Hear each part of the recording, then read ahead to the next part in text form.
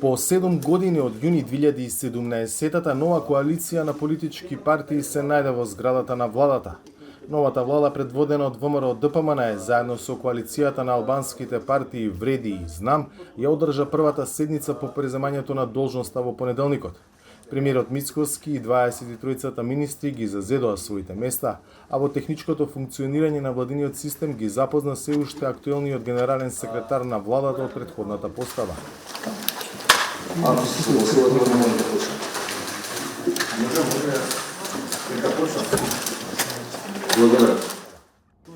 Една од првите одлуки на владината седница беше разрешување на стариот и именување на нов генерален секретар. Тоа е Игор Јанушев, поранешен пратеник и човек од врвот на ВМРО ДПМН.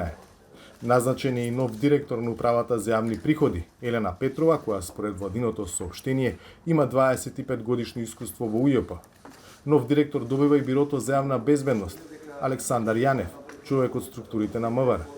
На чело на Царинската управа застанува Бобан Николовски.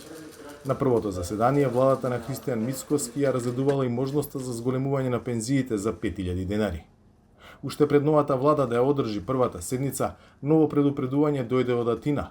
Грчкото МНР во писмено соопштение повтори дека, како што се вели, раководството на Северна Македонија продолжува да го прекршува договорот од Преспа, се враќа на действија од минатото кои алудираат на иредентистичко расположение и целосно непознавање на историјата. Грција смета дека новата влада во земјава се повеќе се удалечува од добрососедските односи.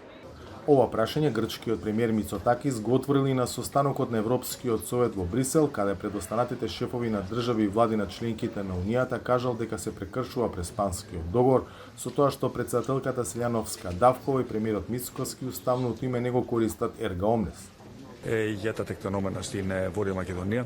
Јасно ставив до знаење дека доколку Скопје инсистира на оваа линија, во суштина тоа ќе го отежне, ако не и практично ќе го поништи секој процес на непосредна конвергенција со европското семејство.